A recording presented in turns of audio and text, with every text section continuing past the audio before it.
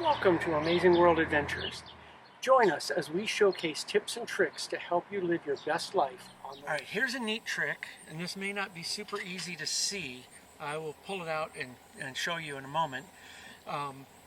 But for those who want to live off-grid, but maybe don't have enough battery capacity to run the refrigerator 24 hours a day, assuming that you have a dual fuel refrigerator, propane and electric, you can get, unplug this,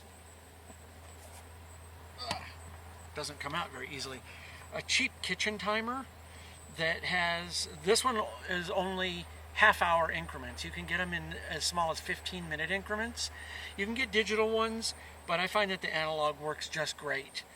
And so I have this set up that during daylight hours, when I'm generating plenty of solar to keep the batteries charged up, it runs on electricity.